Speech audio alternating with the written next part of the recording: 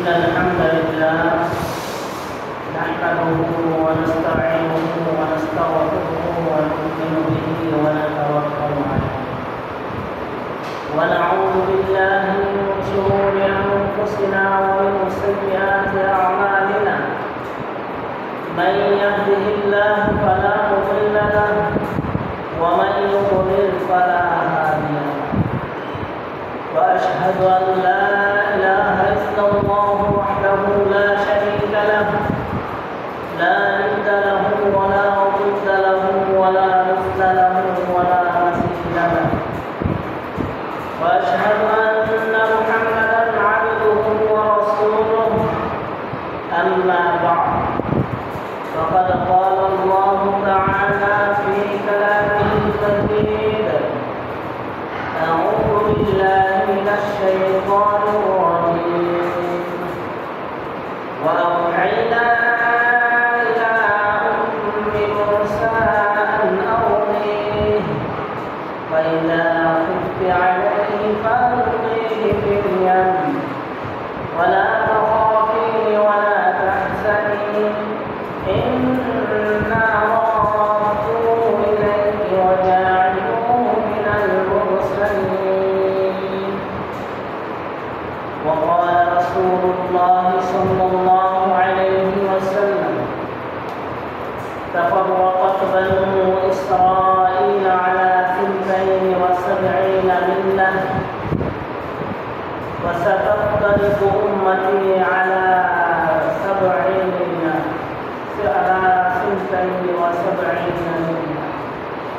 كلهم في النار إلا واحدة قالوا يا رسول الله وما هي قال ما أنا عليه وأصحابي أو كما قال عليه الصلاة والسلام.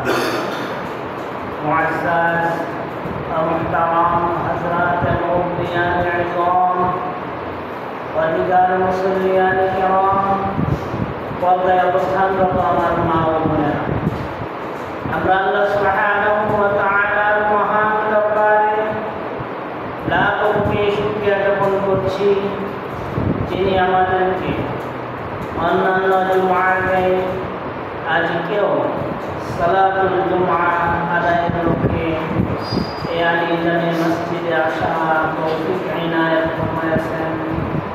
সেজন্য সকলেই অন্তরস্থল থেকে বলি আলহামদুলিল্লাহ। অসংখ্য অগণিত দরুদ ও সালাম বর্ষিত হোক মানবতার মুক্তির দূত সর্বকালের সর্বশ্রেষ্ঠ মহামানব সাইয়্যিদুল মুরসালিন খাতামুন নবিয়্যিন মুহাম্মদ আরবি সাল্লাল্লাহু আলাইহি ওয়াসাল্লাম। সকলে বলুন আল্লাহুম্মা সাল্লি আলাইহি আল্লাহুম্মা বারিক। প্রিয় উপস্থিতি, আজকে আমাদের সালাতুল জুমআ খুতবার বিষয় হচ্ছে হযরত মূসা আলাইহিস সালামের জীবনী থেকে শিক্ষা। হযরত মূসা আলাইহিস সালামের জীবনী থেকে শিক্ষা। উক্ত বিষয়ে গুরুত্বপূর্ণ তথ্য আলোচনা পেশ করার প্রয়াস চালাবো ইনশাআল্লাহ। وما توفيقي إلا بالله عليه توكلت وإليه أنيب। মূসা আলাইহিস সালামের জীবনী থেকে শিক্ষা এ বিষয়ে আলোচনা আমাদের জন্য বর্তমান সময়ে খুবই উপযোগী এবং খুবই প্রয়োজনীয়। আপনারা জানেন আল্লাহ সুবহানাহু ওয়া তাআলা যুগে যুগে যে সমস্ত নবী রাসূল প্রেরণ করেছেন তার মধ্যে অন্যতম এবং বিশিষ্ট নবী এবং রাসূল ছিলেন মূসা আলাইহিস সালাম। মূসা আলাইহিস সালামের ঘটনাগুলি এবং মূসা আলাইহিস সালামের বিবরণ কোরআনের কারিমের একাধিক জায়গায় বরং প্রায় জায়গায় মূসা আলাইহিস সালামের আলোচনা এসেছে। বিভিন্ন সূরার মধ্যে আল্লাহ সুবহানাহু ওয়া তাআলা মূসা আলাইহিস সালামের কাহিনী, মূসা আলাইহিস সালামের জীবন আদর্শ, মূসা আলাইহিস সালামের বিভিন্ন দিকগুলো তুলে ধরেছে। কোরআনুল কারীমে সবচেয়ে বেশি যে নবীর নাম উল্লেখ হয়েছে তিনি হচ্ছেন মুসা আলাইহিস সালাম। আমাদের নবীর উম্মতের পরে সবচেয়ে বেশি যে উম্মতের সংখ্যা হবে সেই উম্মতের সংখ্যা হচ্ছে মুসা আলাইহিস সালামের উম্মত। আল্লাহ রাসূল সাল্লাল্লাহু আলাইহি ওয়াসাল্লামকে আল্লাহ সুবহানাহু ওয়া তাআলা জানিয়ে দিয়েছেন যে কাল কিয়ামতের ময়দানে যখন সমস্ত নবীগণ তাদের উম্মতকে নিয়ে দাঁড় করাবেন বা দাঁড় করবেন, তখন আল্লাহ রাসূল সাল্লাল্লাহু আলাইহি ওয়াসাল্লাম একটা দল, অর্থাৎ যে সময় আল্লাহ রাসূল সাল্লাল্লাহু আলাইহি ওয়াসাল্লামকে মেরাজে অবস্থান দেখিয়েছেন, তো যে অবস্থাটা দেখেছেন তিনি যে মুসা আলাইহিস সালামের যে উম্মত তাদের সংখ্যাটা বিপুল পরিমাণে। তো আল্লাহ সুবহানাহু ওয়া তাআলা আমাদের নবীকে জানিয়ে দিয়েছেন যে এটা হচ্ছে মুসা আলাইহিস সালামের উম্মত। তো সবচেয়ে বেশি হবে উম্মত মুহাম্মাদী, আমাদের নবী সাল্লাল্লাহু আলাইহি ওয়াসাল্লামের উম্মত, অর্থাৎ আমরা সংখ্যায় সবচেয়ে বেশি। এরপরে যাদের অবস্থান হযরত মুসা আলাইহিস সালামের উম্মত। তো দেখেন মুসা আলাইহিস সালাম আল্লাহ সুবহানাহু ওয়া তাআলার বিশিষ্ট একজন নবী, এমনকি আল্লাহ সুবহানাহু ওয়া তাআলা যাকে কালিমুল্লাহ বলে আখ্যায়িত করেছেন। আল্লাহ সুবহানাহু ওয়া তাআলা বলেছেন কাল্লামাল্লাহু মুসা তাকলিমা, মুসা আল্লাহর সাথে সরাসরি কথা বলেছেন। মুসা আলাইহিস সালামকে আল্লাহ সুবহানাহু ওয়া তাআলা এমন একটা যোগ্যতা দান করেছেন যার মাধ্যমে তিনি সরাসরি আল্লাহর সাথে কথা বলেছেন। তো মুসা আলাইহিস সালামের জীবনী থেকে আমাদের শিক্ষণীয় অনেকগুলো দিক রয়েছে। তাই আসুন আজকে আমরা মুসা আলাইহিস সালামের জীবনী নিয়ে এবং মুসা আলাইহিস সালামের জীবনী থেকে আমাদের যে শিক্ষণীয় রয়েছে সেই দিকগুলো জানার চেষ্টা করি। প্রিয় উপস্থিতি, মুসা আলাইহিস সালাম মিশরে জন্মগ্রহণ করেছেন। তার পিতার নাম হচ্ছে ইমরান। তো মুসা আলাইহিস সালাম যেই সময়টাতে পৃথিবীতে এসেছেন সেই সময়ে মিশরের রাজত্বে বা রাজত্ব পরিচালনা করত ফেরাউন। তো এই ফেরাউন তখনকার অবস্থা এরকম একটা ঘোলাটে তৈরি করেছিল যে এই মিশরের মধ্যে দুইটা অংশ দাঁড়িয়েছিল, একটা হচ্ছে বনি ইসরাইল আর একটা হচ্ছে যে মিশরের যারা স্থায়ী বাসিন্দা। বনি ইসরাইলের অবস্থান ছিল, তার সংখ্যায় ছিল কম, আর অন্য স্থান থেকে তারা এই এলাকায় এসেছিল। পক্ষান্তরে মিশরের যারা আধিপত্য বিস্তার করে রেখেছিল ফেরাউনের দলবল এবং ফেরাউনের সমর্থনে যারা ছিল তারা। তো এই ফেরাউন এই মিশরের যেই জনগণ ছিল তাদেরকে দুইটা দলে বিভক্ত করে ফেলেছিল। যারা বনি ইসরাইল ছিল তাদেরকে নিম্নমানের এবং তাদেরকে বিভিন্নভাবে নির্যাতন জ্বালাতন করানো, তাদের উপর অত্যাচার চালানো, এই অবস্থা ছিল ফেরাউনের। তো দেখেন ইতিমধ্যে আল্লাহ সুবহানাহু ওয়া তাআলা মুসা আলাইহিস সালামকে এই পৃথিবীতে পাঠালেন। আল্লাহ সুবহানাহু ওয়া তাআলা মনস্থ করলেন যে ফেরাউনকে শায়েস্তা করার জন্য, ফেরাউনকে উচিত শিক্ষা দেওয়ার জন্য মুসা আলাইহিস সালামকে পাঠালেন। তো একদিন দেখা গেল ফেরাউন স্বপ্নে দেখল যে তার রাজপ্রাসাদে আগুন লেগে গেছে, তার রাজপ্রাসাদ চূর্ণ বিচূর্ণ হয়ে যাচ্ছে। তো সব যারা স্বপ্নের ব্যাখ্যা করত, তাবির করত, তাদেরকে ফেরাউন একত্রিত করল, তাদেরকে জিজ্ঞাসা করলো যে আমি তো স্বপ্নের এমন এমন অবস্থা দিয়েছি, এটা কী ব্যাখ্যা হবে? তো স্বপ্নের ব্যাখ্যাদাতারা তাকে জানালো যে অচিরেই বনি ইসরাইল গোত্র থেকে এমন একজন লোকের আবির্ভাব করবে যার মাধ্যমে আপনার রাজত্ব শেষ হয়ে যাবে, আপনি আর রাজত্বে থাকতে পারবেন না, সব কিছু ছন্ন বিছন্ন করে দেবে। তো ফেরাউন আশ্চর্যান্বিত হয়ে গেল, যেই বনি ইসরাইল সংখ্যায় কম, যেই বনি ইসরাইলের উপর স্বয়ং ফেরাউনে নির্যাতন চালায়, যেই বনি ইসরাইলদেরকে অন্য চোখে দেখে সেই বনি ইসরায়েল থেকে মনে যখন তার আগ্রহ করবে, এটা কীভাবে সম্ভব? তো স্বপ্নের আবার তো তাকে এ কথা জানিয়ে দিল। তো সে ভীত সন্ত্রস্ত হয়ে গেল।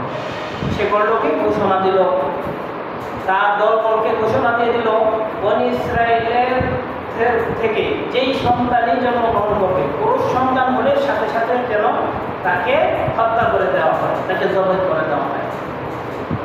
আর যদি মেয়ে লোক হয় তাহলে তাকে জীবিত রাখার জন্য। তো যে কথা সেইটা ফেরাউনের নির্দেশ বাস্তবায়ন করতে হবে। ফেরাউনের যে দল বলছিল তারা তার হুকুম মানা শুরু করল। তো এভাবে দেখা গেল অসংখ্য অগণিত ছেলেদেরকে ফেরাউন হত্যা করল।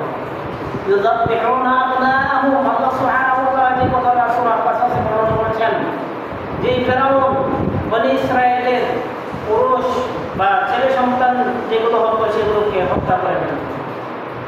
ইতিমধ্যে আল্লাহ সুবহানাহু ওয়া তাআলা দেখেন এই অবস্থার মধ্যেও আল্লাহ সুবহানাহু ওয়া তাআলা কিভাবে মুসা আলাইহিস সালামের জন্ম ঘটালেন। মুসা আলাইহিস সালামের মায়ের গর্ভে যখন মুসা আলাইহিস সালাম জন্মগ্রহণ করলেন, মুসা আলাইহিস সালামের মা আতঙ্কিত হয়ে পড়লেন, এখন কি করা যায়?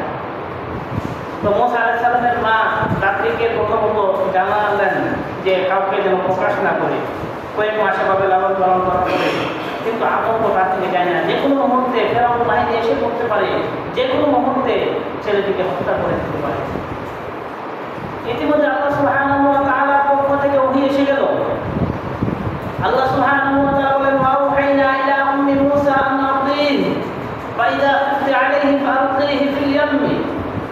আল্লাহ সুবহানাহু ওয়া তাআলা বলেন, আমি ওহী করলাম মূসার মার নিকট, ইলা উম্মি মূসা আন আরদিহি, তুমি নিশ্চিন্তে নির্বিঘ্নে এই বাচ্চাকে দুধ পান করাও। ফাইদা খুফতি আলাইহি, অতঃপর যদি তোমার আশঙ্কা বেড়ে যায়, তুমি যদি ভীতসন্ত্রস্ত হয়ে পড়ো, তাহলে কাজ করো, ফালকিহি ফিল ইয়াম্মি, একটা কাঠের তক্তার মধ্যে বাক্স করে তাকে নদীতে ভাসিয়ে দাও। ফালকিহি ফিল ইয়াম্মি ওয়ালা তাখাফি ওয়ালা তাহজানি, তুমি ভীত হবে না, তুমি পেরেশান হয়ো না। ওয়ালা তাহজানি ইন্না রাদ্দুহু ইলাইহি, আমি তোমাকে বা তোমার নিকট তোমার সন্তানকে ফিরিয়ে দেব। সুবহানাল্লাহ, আল্লাহ সুবহানাহু ওয়া তাআলা ওহী প্রেরণ করে দিলেন। তো দেখেন মূসা আলাইহিস সালামের মা যখন এই ওহী পেলেন, তখন আল্লাহর নির্দেশে মূসা আলাইহিস সালামের মা মূসা আলাইহিস সালামকে একটি কাঠের বাক্সতে করে নদীতে ভাসিয়ে দিলেন।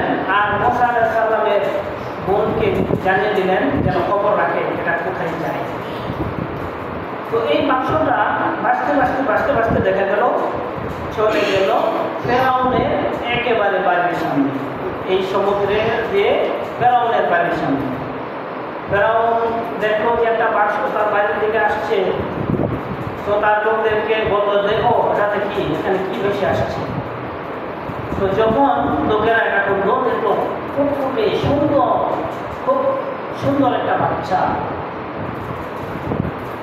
তো আল্লাহ সুবহানাহু ওয়া তাআলা যে কথাটা এখানে বলে দিলেন যে মূসা আলাইহিস সালামের স্ত্রী আসিয়া যখন ওই সন্তানটিকে দেখলেন, তার মনের মধ্যে এমন একটা মহব্বত তৈরি করে দিলেন যে আল্লাহ সুবহানাহু ওয়া তাআলা তার অন্তরের মধ্যে এমন একটা মহব্বত তৈরি করে দিলেন, তার অন্তর বিগলিত হয়ে গেল।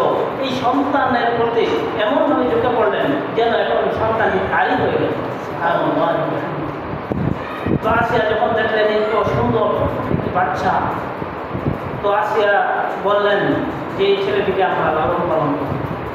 ওদিকে ফেরাউন বলল, আরে এটা তো বনি ইসরায়েলের সন্তান হতে পারে, এই তো সেই সন্তান হতে পারে যে সন্তান আমার রাজত্ব কেড়ে নিল। তো আসিয়া বললেন যে এত সুন্দর একটা বাচ্চা, এই নিষ্পাপ একটি বাচ্চা, এই নিষ্পাপ বাচ্চাকে আপনি হত্যা করে দেবেন, এটা এই বাচ্চা কি দোষ করেছে? এই বাচ্চাতে বনি ইসরায়েলের আপনার প্রমাণ কোথায়? কীভাবে আপনি বললেন এটা বনি ইসরায়েলের বাচ্চা? তো ফেরাউন চুপ হয়ে গেল। তো সিদ্ধান্ত নিলেন মূসা আলাইহিস সালামকে লালন পালন করতে। সম্মানিত উপস্থিতি, দেখেন আল্লাহ সুবহানাহু ওয়া তাআলার কুদরত, আল্লাহ সুবহানাহু ওয়া তাআলা কিভাবে যেই শত্রু সন্তানদেরকে হত্যা করে ফেলত, এই শত্রুর করেই মূসা আলাইহিস সালামকে কেমন মহান রব আমাদের, তিনি কত দয়াশীল। তো মূসা আলাইহিস সালামকে ফেরাউনের ঘরে লালন পালন করালেন। এদিকে বিস্তারিত অনেক কাহিনী ঘটে গেল, সব কিছু বর্ণনা করে আসলে আমাদের সময় বলাবে না। এই জন্য সংক্ষিপ্ত আকারে আমরা আমাদের মূল বিষয়গুলো, মূল পয়েন্টগুলো যেখান থেকে আমরা শিক্ষা অর্জন করতে পারবো, এখানে আমরা যে কথাটা জানলাম, আল্লাহ সুবহানাহু ওয়া তাআলার ক্ষমতা, তিনি কি করতে পারেন, শত্রুর ঘরেও আল্লাহ সুবহানাহু ওয়া তাআলা তার বান্দাদেরকে হেফাজত করতে পারেন। এজন্য আল্লাহর প্রতি পূর্ণ আস্থা বিশ্বাস রাখতে হবে। আল্লাহ সুবহানাহু ওয়া তাআলা আমাদের সব কিছুর ব্যবস্থাপনা করতে পারেন, এই বিশ্বাস আমাদের অন্তরে রাখতে হবে। তো মূসা আলাইহিস সালাম এখানে লালন পালন করতে থাকলেন। তো মূসা আলাইহিস সালাম যখন যুবক বয়সে আসলেন, যুবক অবস্থায় মূসা আলাইহিস সালাম একবার রাস্তা দিয়ে যাচ্ছেন, হঠাৎ দেখলেন কীর্তি হচ্ছে ফেরাউনের যে লোক, ফেরাউনের লস্কর, ফেরাউনের বাহিনী, আর বনী ইসরাইল আলাদা একটা গোষ্ঠী। তো কীর্তিদের একজন ব্যক্তি এবং বনী ইসরাইলের একজন ব্যক্তি, দুইজনের মধ্যে একটু ঝগড়াঝাটি হলো, কথা কাটাকাটি হলো। তো কথা কাটাকাটি হলো, তো এই অবস্থায় যখন মূসা আলাইহিস সালাম পর্যবেক্ষণ করলেন, তো মূসা আলাইহিস সালামকে যখন তারা দুইজন দেখলো, দৌড়ে মূসা আলাইহিস সালামের কাছে আসে। বিশেষ করে বনী ইসরাইলের লোকটি নির্যাতিত, আগে থেকেই তো নির্যাতিত বনী ইসরাইলের লোকেরা, কারণ বাহিনীর সবসময় নির্যাতন করে তাদের উপর। তো এক্ষেত্রেও দেখা যাচ্ছে তাদের কাপড়, তারা গরমের কথা বলে বনী ইসরাইলের উপর নির্যাতন করে। তো এই অবস্থাতেই অর্থাৎ এই লোকের উপরও নির্যাতন করতেছিল। তো মূসা আলাইহিস সালাম যখন দেখলেন এই অবস্থা, তো জিজ্ঞাসা করলেন কী হয়েছে, তোমাদের কী হয়েছে? তো বনী ইসরাইলের লোকটি বলবো যে দেখেন আমার উপর এভাবে নির্যাতন করছে। এ কথা শোনার পরে মূসা আলাইহিস সালামের রাগ উঠে গেল। মূসা আলাইহিস সালাম সাথে সাথে থাপ্পড় দিলেন। দেখেন আল্লাহ সুবহানাহু ওয়া তাআলা মূসা আলাইহিস সালাম কেমন শক্তিশালী করে দিয়েছিলেন। হালকা একটু থাপ্পড় দিলেন, এই থাপ্পড়ের সাথে সাথে আল্লাহ সুবহানাহু ওয়া তাআলা যে কথা নকল করেছেন, ফাকাদা আলাইহিল মাউত, অতঃপর ওই ব্যক্তির মৃত্যু ঘটে। এক থাপ্পড়ে ফেরাউনের বাহিনীর যে লোক, সেই লোক মরে গেল, এক থাপ্পড়ে মরে গেল। মূসা আলাইহিস সালাম ভীত সন্তুষ্ট হয়ে বলেন, তিনি বললেন যে এটা তো আমার অন্যায় হয়ে গেছে, আমি তো আসলে মারতে চাইনি, কিন্তু এটা আল্লাহ সুবহানাহু ওয়া তাআলার বিশেষ একটা অনুগ্রহ, দয়া, কারো উপর এমন অবস্থা তৈরি করে দিয়েছেন আল্লাহ সুবহানাহু ওয়া তাআলা। দেখেন কীভাবে পরবর্তীতে দেখা গেল যে ওই বনী ইসরাইলের লোকের সাথে যুদ্ধ করেছিল, দ্বন্দ্ব করেছিল। তো মূসা আলাইহিস সালাম ফেরাউনের ঘরে লালিত পালিত হয়ে ওই যে ফেরাউনের লোকেই হত্যা করে ফেলল। এটা তো জানার কথা না, বনী ইসরাইলের লোকেও বলার কথা না, কিন্তু পরের দিন দেখা গেল ওই ব্যক্তি আবার আরেকজন লোকের সাথে দ্বন্দ্ব করেছে। তো মূসা আলাইহিস সালাম যখন আবার চলে আসছিলেন, জিজ্ঞাসা করলেন যে কী ব্যাপার, তোমাদের আজকে আবার কী হলো? তো ওই যে বনী ইসরাইলের ওই লোকটি মনে করতো যে আজকে যেহেতু আমি আবার ঝগড়া করছি, তো মূসা আলাইহিস সালাম হয়তো আমার উপর আজকে চলে যাবেন, আমাকে নিয়ে আবার হত্যা করে ফেলবেন। তো যখন বলে মূসা আলাইহিস সালাম তাকে জিজ্ঞাসা করলো কী ব্যাপার, তুমি গতকালও তার সাথে একজনের সাথে কী বললা, দ্বন্দ্ব করলা, আজকেও দ্বন্দ্ব করতেছ। ওই ব্যক্তি মনে করলো যে মূসা আলাইহিস সালামকে তাকে হত্যা করে ফেলে। তো ওই ব্যক্তি বলে দিল যে মূসা, তুমি কি আমার উপর সেভাবে নির্যাতন করবে, তো তুমি কি আমাকে সেভাবে আঘাত করবে যেভাবে গতকাল ওই ব্যক্তিকে করেছি? তো ওই যে বনী ইসরাইলের লোকে কথা বলার পরে ফেরাউনের যে লোক ছিল সে জেনে ফেলল মূসা আলাইহিস সালাম ওই ব্যক্তি গতকালের ব্যক্তিটিকে হত্যা করেছিল। সাথে সাথে সে ফেরাউনকে গিয়ে খবর দিল, ফেরাউনকে খবর দিল, ফেরাউনের বাহিনী ফেরাউন পাঠিয়ে দিল মূসাকে ধরার জন্য। এদিক দিয়ে আরেকজন ব্যক্তি এসে মূসা আলাইহিস সালামকে সংবাদ জানানো, আপনি তাড়াতাড়ি করে এই এলাকা থেকে সরে যান, নাহলে কিন্তু আপনাকে ছাড়বে না, আপনাকে ফেরাউন বাহিনী ধ্বংস করে ফেলবে, আপনাকে ধরে নিয়ে যাবে, আপনাকে হত্যা করে ফেলবে। তো মূসা আলাইহিস সালাম আল্লাহর উপর ভরসা করে তিনি চলতে লাগলেন। চলতে তিনি মাদিয়ানে চলে গেলেন। মাদিয়ানের কথা আমরা ইতিপূর্বে শুনেছি, শুআয়ব আলাইহিস সালামের এলাকা, যে এলাকাতে শুআয়ব আলাইহিস সালামকে আল্লাহ সুবহানাহু ওয়া তাআলা নবী হিসেবে প্রেরণ করেছেন। শুআয়ব আলাইহিস সালামের মোটামুটি বিবরণ আমরা ইতিপূর্বে শুনেছিলাম।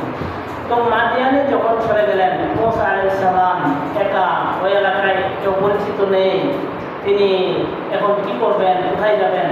একটা গাছের নিচে তিনি অবস্থান করছিলেন। তো গাছের নিচে অবস্থানের ফলে দেখা গেল ওখানে মাদিয়ানের লোকেরা তাদের পশুদেরকে যে পানি পান করায় একটা নির্ধারিত স্থান থেকে, একটা কূপ থেকে, তো ওই লোকেরা পানি পান করাচ্ছে। এদিক দিয়ে দুইটা নারী, দুইটা মেয়ে, যুবতী মেয়ে, তারা করলো কি অপেক্ষা করতে লাগলো দীর্ঘক্ষণ অপেক্ষা করতে লাগলো। তো মুসা আলাইহিস সালাম তাদেরকে জিজ্ঞাসা করলেন, আচ্ছা তোমাদেরকে দেখতেছি অনেকক্ষণ যাবত তোমরা অপেক্ষা করতেছো, কি ব্যাপার? তো তারা বললো যে আমরা তো আমাদের যে জন্তুগুলো রয়েছে এগুলোকে পানি পান করাবো, কিন্তু অন্যান্য পুরুষরা পান করায় অনেক লোক এখানে, তাদের সামনে তো আমরা যেতে পারি না। এই জন্য তারা যখন শেষ করবে তখন আমরা যাব, তখন আমাদের পশুগুলোকে পানি পান করাবো। দেখেন কি শিক্ষা! এই যুবতী মেয়েরা কিভাবে সমস্ত পুরুষরা যখন তাদের কাজ শেষ করবে তখন তারা তাদের অনুযায়ী অর্থাৎ তাদের বাপ থেকে যে শিক্ষাটা পেয়েছেন তারপর তারা পান করাবে। তো মুসা আলাইহিস সালাম বলেন, আচ্ছা তোমাদের জন্তুগুলো কোথায়?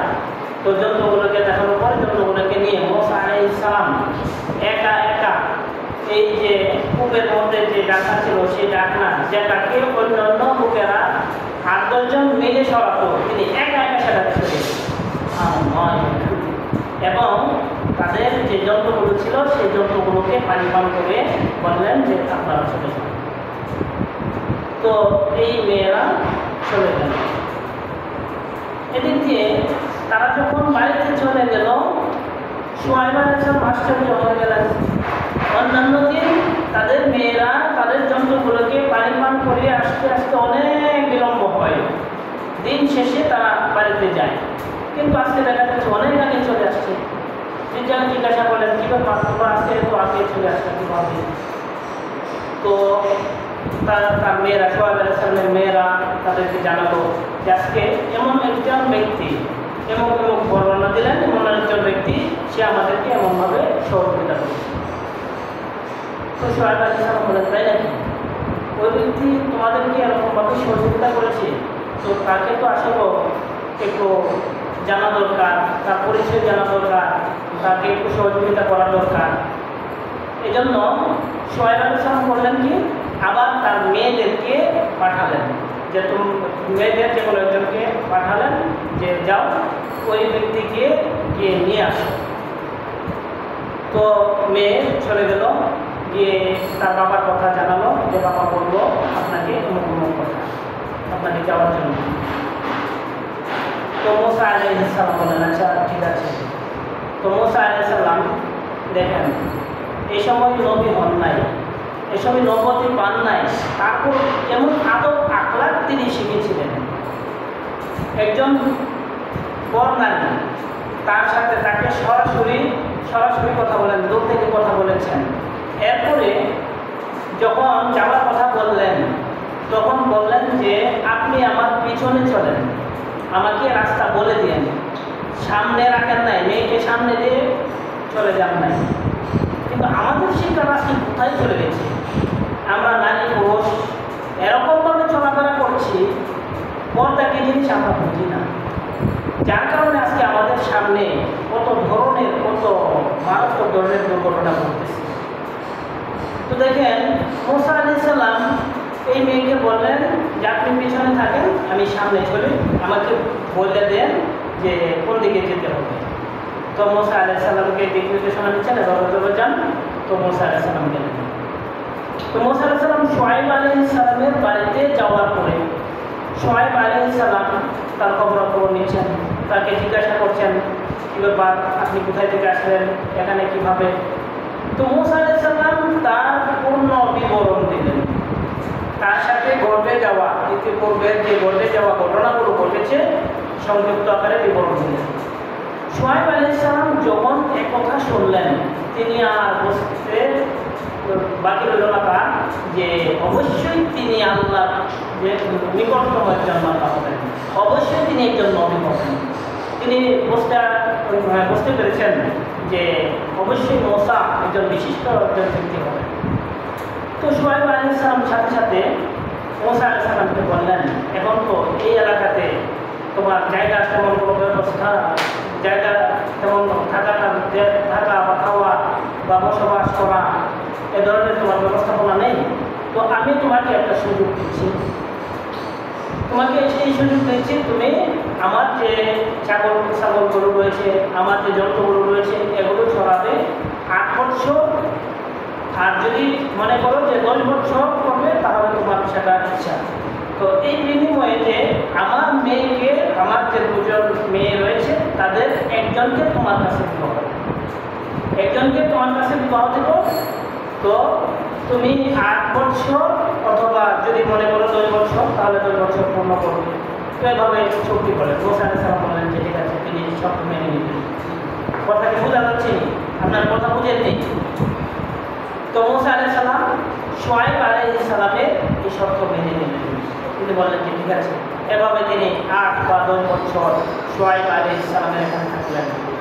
তো শুআয়ব আলাইহিস সালামের এখানে যখন তার মুদ্দত বা তার সময়সীমা শেষ হয়ে গেল, তখন তিনি তার এলাকাতে চলে যাবেন। তিনি মিশরে চলে যাবেন। মিশরে যাওয়ার জন্য তিনি শুআয়ব আলাইহিস সালামের অনুমতি এবং যা যা প্রয়োজন সেগুলো নিয়ে যখন তার স্ত্রীকে নিয়ে চলে যাওয়ার অবস্থায় তার স্ত্রী এ সময় ছিল প্রেগনেন্ট বা তার বাচ্চা হবে, এই অবস্থায় তিনি। তো যাওয়ার পথে মূসা আলাইহিস সালামের অবস্থাটা এরকম হলো যে মূসা আলাইহিস সালাম আল্লাহ সুবহানাহু ওয়া তাআলার পক্ষ থেকে বিশেষ এক বার্তা কীভাবে পেলেন? তিনি যাওয়া অবস্থায় হঠাৎ করে আগুনের প্রয়োজন পড়ল। তো আগুনের প্রয়োজন পড়লো, তিনি আগুন কোথায় থেকে আনবেন? ওই স্থানে কোনো মানুষ নেই, কোনো কিছু নেই। তো হঠাৎ করে তিনি দূরে একটা আগুনের মতো কেমন জানি একটা দেখছেন।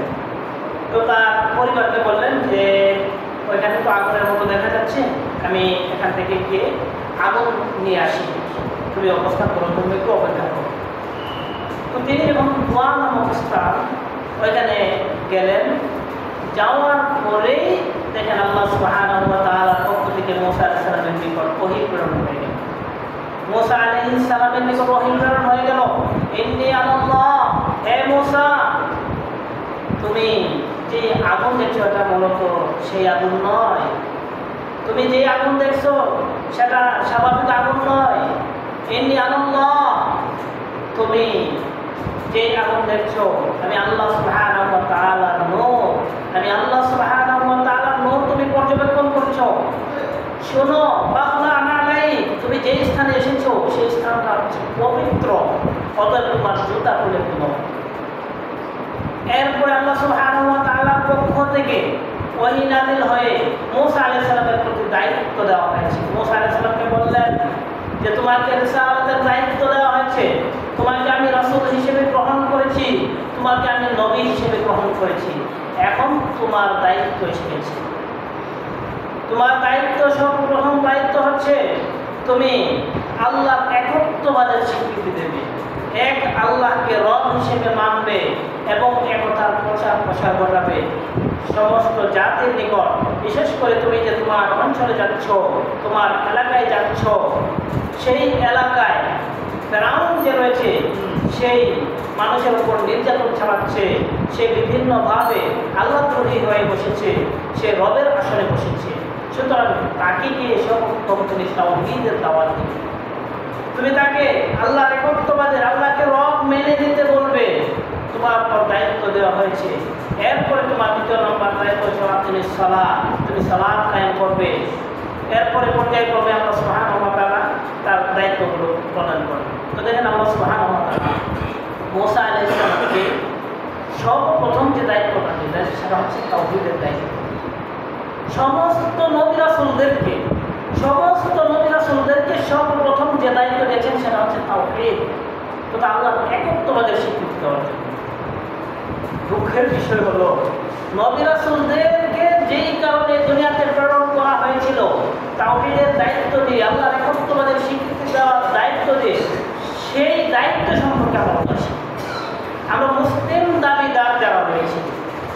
অধিকাংশ মুসলিমদেরকে তাওহীদ কি জিনিস যদি বলেন যে তাওহীদ কি, বলতে পারবে না। তাওহীদের কি প্রকার রয়েছে বলতে পারবে না। তাওহীদের কি রূপন রয়েছে বলতে পারবে না। আল্লাহ সুবহানাহু ওয়া তাআলা তাওহীদের স্বীকৃতি যদি না দিতে পারি, আমরা যদি আল্লাহ সুবহানাহু ওয়া তাআলাকে একত্ববাদের আসনে না বসাতে পারি, যদি অন্য কাউকে রবের আসনে বসিয়ে ফেলি, তাহলে তো কাফেরদের মাঝে আর আমাদের মাঝে কোনো পার্থক্য রইল না। এই উপস্থিতি আমাদেরকে বুঝতে হবে, আমাদের জানতে হবে সমস্ত নবী রাসূলদেরকে যে তাওহীদের দায়িত্ব দিয়ে কেন প্রেরণ করেছেন, তো আমাদেরকে সে দায়িত্ব পালন করতে হবে। নবী রাসূলদের দায়িত্ব আজকে আমাদের উপর এসেছে, এই উম্মতে মুহাম্মাদের উপর দায়িত্ব এসেছে। আমাদেরকে তাওহীদের স্বীকৃতি দিতে হবে, তাওহীদ বুঝতে হবে, উম্মতদেরকে তাওহীদের কথা বোঝাতে হবে। কিন্তু আমরা নিজেরাই বুঝি না তাওহীদ কি জিনিস। আমাদের বুঝের অভাব, বোঝার চেষ্টাও করি না। দুঃখজনক বিষয় হলো বোঝার চেষ্টাও করি না। বুঝতে হবে, জানতে হবে, সেই অনুভব আমাদের নেই, সেই চিন্তা আমাদের নেই। সম্মানিত উপস্থিতি, তো মুসা আলাইহিস সালামকে যখন এই দায়িত্ব দেওয়া হলো, মুসা আলাইহিস সালাম সুচারুরূপে দায়িত্ব পালনের জন্য তিনি মিশরে গমন করলেন। তো মিশরে তিনি যাচ্ছেন। তো সেই দায়িত্ব পালনের জন্য আল্লাহ সুবহানাহু ওয়া তাআলার নিকট একটি দোয়া করলেন, হে আল্লাহ, আমার মুখে যে জড়তা রয়েছে, জড়তা কী কারণে হয়েছিল বাল্যকালে, সেই সবের আরেকটা ঘটনা রয়েছে, সেদিকে আমরা যাচ্ছি না। মূল কথা হচ্ছে মুসা আলাইহিস সালাম আল্লাহ সুবহানাহু ওয়া তাআলার নিকট একটা আবদার জানালেন, ইয়া আল্লাহ, আমি তো ফেরাউনকে বোঝাতে সক্ষম হতে নাও পারি, কারণ আমার মুখে একটা জড়তা রয়েছে। এই জড়তার কারণে কথা স্পষ্টভাবে বর্ণনা করতে পারি না, বলতে পারি না। অতএব আমার ভাই হারুনকে আমার সাথে রিসালাতের দায়িত্ব দিয়ে পাঠিয়ে দিই। আল্লাহ সুবহানাহু ওয়া তাআলা মুসা আলাইহিস সালামের সাথে হারুন আলাইহিস সালামকেও নবুয়তের দায়িত্ব দিয়ে একসাথে প্রেরণ করলেন। তো মুসা আলাইহিস সালাম ফেরাউনের নিকট তাওহীদের দাওয়াত নিয়ে গেলেন, ফেরাউনের নিকট, এবং ফেরাউনের জাতিকে মুসা আলাইহিস সালাম এক আল্লাহর ইবাদতের জন্য, আল্লাহর একত্ববাদের স্বীকৃতি দেওয়ার জন্য তাকে আহ্বান করলেন। তাকে বললেন, হে ফেরাউন, আপনার নিকট আল্লাহ সুবহানাহু ওয়া তাআলা আমাদেরকে রিসালাতের দায়িত্ব দিয়ে আল্লাহ সুবহানাহু ওয়া তাআলা প্রেরণ করেছেন। ফেরাউন আশ্চর্য হয়ে গেল। ফেরাউন বলল, আমার চেয়ে বড় রব আর কে হতে পারে? তোমরা কোন রবের কথা বলছো? রব তো আমি। এই যে দেখছো জনগণ, তারা তো আমার পূজা করে, আমার কথা মান্য করে, আমার কথায় অভ্যাস করে, তো আমাদের ছাড়া আবার তুমি কোন রবের কথা বলছো? তো মুসা আলাইহিস সালাম বললেন, যেই রব আমাদেরকে সৃষ্টি করেছেন, যেই রব আমাদের লালন পালন করেন, যেই রব আমাদের সার্বিক ব্যবস্থাপনা করেন, সেই রবের কথা বলছি। সেই রব আমাকে তোমার নিকট প্রেরণ করেছেন, তুমি যেন এক আল্লাহকে, সেই রবকে রব হিসেবে মেনে নাও। তো ফেরাউন দেখলো মুসা আলাইহিস সালাম আজগুবি কথা বলছেন, এ ধরনের উল্টাপাল্টা কথা বলছেন। তো ফেরাউন আরো রাগান্বিত হয়ে গেল। ফেরাউন বলল, তুমি কি নিয়ে এসেছো? তোমার মুজিজা, তুমি যে তোমার কি ক্ষমতা রয়েছে? তো মুসা আলাইহিস সালাম আল্লাহর পক্ষ থেকে দুটি অলৌকিক ক্ষমতা, অলৌকিক মুজিজা তিনি প্রদর্শন করলেন। একটা হচ্ছে আল্লাহ সুবহানাহু ওয়া তাআলা তাকে মুজিজা স্বরূপ লাঠি দান করেছেন, সেই লাঠিকে মাটিতে নিক্ষেপ করলে সাথে সাথে সাপ হয়ে যায়। আবার আরেকটা হচ্ছে তার হাত যখন বগলের নিচে রাখে, বগল থেকে যখন হাতটা বের করে সাথে সাথে আলোকিত হয়ে যায়। তো এই দুটি মুজিজা মুসা আলাইহিস সালাম ফেরাউনকে দেখালেন। দেখানোর পরেও ফেরাউন বিশ্বাস করতে পারেনি। এই মুজিজা প্রত্যক্ষ করার পরেও ফেরাউন অহংকারী হয়ে উঠল, বরং এমন কথা বলে বসলো, এই মুসা, তুমি যে এগুলো নিয়ে এসেছো, তুমি এগুলো জাদুবিদ্যা কোথায় থেকে শিখে এসেছো? সেই জাদু প্রদর্শন করছো আমার সামনে। তো তোমাকে পরীক্ষা করা হবে, তোমাকে পরীক্ষা করা হবে, তুমি কি সত্য বলছো না মিথ্যা বলছো। সমস্ত জাদুঘরদেরকে একত্রিত করলো, সমস্ত জাদুঘরদেরকে বললো যে কোন দিন মশার সাথে বসা যায়, মশা যে এ ধরনের জাদু এবং এ ধরনের কর্মকাণ্ড করছে, সে তার বিরুদ্ধে তোমাদের লড়তে হবে। সমস্ত জাদুঘরদেরকে ইয়াউমুদ্দিন, তাদের একটা আনন্দের দিন, যেমন ধরেন আমরা ঈদের দিনকে আনন্দের দিন হিসেবে উদযাপন করি, তো তারাও একটা দিন উদযাপন করতো। সেই দিনে সমস্ত মানুষদেরকে একত্রিত করার কথা বললো, ঘোষণা হয়ে গেল অমুক দিন। তো অমুক দিন সমস্ত লোকেরা একত্রিত হলো, যেমন দোহার সময় তো সমস্ত লোকেদেরকে একত্রিত করে যখন জাদুঘরদেরকেও একত্রিত করলো, জাদুঘরদেরকে বলে দেওয়া হলো তোমরা যে কোনোভাবে মূসাকে হারাতে হবে, যদি মূসাকে হারাতে পারো তাহলে তোমাদের জন্য পুরস্কার রয়েছে। কিন্তু দেখা গেল যখন সমস্ত লোকেরা একত্রিত হলো, ফেরাউনের জাদুঘররা মূসা আলাইহিস সালামকে জিজ্ঞাসা করলেন যে হে মূসা, তোমারটা প্রদর্শন করবে আগে নাকি আমরা আগে প্রদর্শন করবো? মূসা আলাইহিস সালাম বললেন তোমাদেরটা আগে প্রদর্শন করো। তো তাদের যে জাদুবিদ্যা শুরু করে দিল, তাদের যে রশি, সে রশি দিয়ে সাপ বানানো শুরু করলো, অনেক লক্ষ লক্ষ সাপ তারা উপস্থিত করলো। তো প্রথম দিকে মূসা আলাইহিস সালাম একটু ভীত সন্ত্রস্ত হয়ে পড়েছিলেন। পরবর্তীতে আল্লাহ সুবহানাহু ওয়া তাআলা জানিয়েছিলেন, হে মূসা লা তাখাফ, হে মূসা তুমি ভয় করবে না, তোমার হাতের লাঠিকে নিক্ষেপ করো। মূসা আলাইহিস সালাম লাঠি যখন নিক্ষেপ করলেন, বিশাল এক অজগর হয়ে গেল। জাদুকররা সমস্ত সাপগুলো নিমিষেই ঘিরে ফেলল। আল্লাহ সুবহানাহু ওয়া তাআলার কত ক্ষমতা, তিনি কি না করতে পারেন। দেখেন এই ফেরাউনের বাহিনী, ফেরাউনের জাদুকররা যখন দেখলো যে মূসা আলাইহিস সালামের এই অলৌকিক ঘটনা, তখন তারা সকলেই মুসলিম হয়ে গেল, সকলেই ঈমান এনে ফেলল। ফেরাউন আরো রাগান্বিত হয়ে গেল। ফেরাউন বলল তোমাদের সাথে মূসার চুক্তি হয়েছে, বুঝেছি তোমরা সম্মিলিতভাবে আমাকে কোণঠাসা করার জন্য এই প্রচেষ্টা চালিয়ে যাচ্ছ। জাদুঘরদেরকে বলে দিল তোমাদের হাত পা উল্টো দিকে কেটে ফেলবো, অর্থাৎ এক হাত কাটবো, এক পা কাটবো, তোমাদেরকে ধ্বংস করে দেবো, তোমাদেরকে শেষ করে দেবো। জাদুঘর যারা ছিল তারা তো মূসার প্রতি ঈমান আনলো, এবং তারা যে ঘোষণা দিয়েছিল তাদের ঈমানটা দেখেন। তারা বললো আমাদের হাত পা কর্তন করেন, আমাদেরকে নিঃশেষ করবেন, তাতে আমাদের আসে যায় না, আমাদের কোনো কিছু হবে না। আমরা এক আল্লাহর প্রতি ঈমান এনেছি, তিনি সর্বময় ক্ষমতা মালিক, যার সব কিছু ক্ষমতা রয়েছে। সম্মানিত উপস্থিতি, তো মূসা আলাইহিস সালামের যে ঘটনা, এর থেকে আমাদের শিক্ষা, মূলত পুরোটা জীবনই মূসা আলাইহিস সালামের আমাদের শিক্ষণীয় বিষয় রয়েছে। তাই আমরা মূসা আলাইহিস সালামের পুরো জীবনী জানার চেষ্টা করব, এবং এখান থেকে আমরা মূসা আলাইহিস সালাম যেভাবে তার জীবন যাপন করেছেন, আমরা যেন সেভাবে জীবন যাপন করতে পারি। আল্লাহ সুবহানাহু ওয়া তাআলা আমাদের সকলকে তৌফিক দান করুন। সকলে বলেন আল্লাহুম্মা আমিন।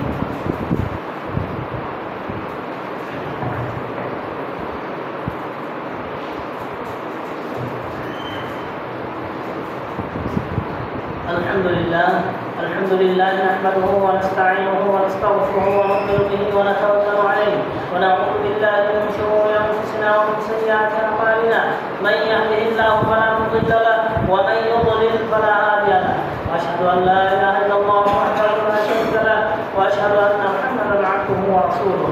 اما بعد، فقد قال الله تعالى في كلامه المجيد: اعوذ بالله من الشيطان الرجيم، إن الله وملائكته يصلون على النبي يا أيها الذين آمنوا صلوا عليه وسلموا تسليما.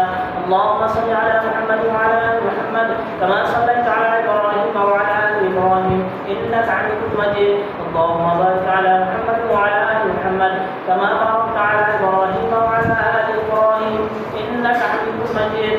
اللهم ربنا ظلمنا أنفسنا وإن لم تغفر لنا وترحمنا لنكونن من الخاسرين. ربنا آتنا في الدنيا حسنة وفي الآخرة حسنة وقنا عذاب النار. رب ارحمهما كما ربياني صغيرا. رب هب لي من الصالحين. ربنا هب لنا من أزواجنا وذرياتنا قرة أعين واجعلنا للمتقين إماما. اللهم إنك عفو تحب العفو فاعف عنا. اللهم إنا نسألك الرضا والجنة. اللهم إنا نسألك الجنة الفردوس. اللهم إنا نعوذ بك من سخطك وغضبك من النار. اللهم اكفنا بحلالك عن حرامك واغننا بفضلك عمن سواك. اللهم أعز الإسلام والمسلمين. اللهم انصر المسلمين والمجاهدين. اللهم انصر من نصر دين محمد صلى الله عليه وسلم واجعلنا منهم. اللهم اخذل من خذل دين محمد صلى الله عليه وسلم. اللهم اخذل من خذل دين محمد صلى الله عليه وسلم. اللهم اخذل اليهود والنصارى. اللهم اخذل اليهود والنصارى. اللهم احفظنا من كل بلاء الدنيا وعذاب الآخرة. اللهم حبب إلينا الإيمان وزينه في قلوبنا وكره إلينا الكفر والفسوق والعصيان. وصلى الله على نبينا محمد وعلى آله وصحبه أجمعين. أقول قولي هذا أستغفر الله لي ولكم ولسائر المسلمين فاستغفروه إنه هو الغفور الرحيم.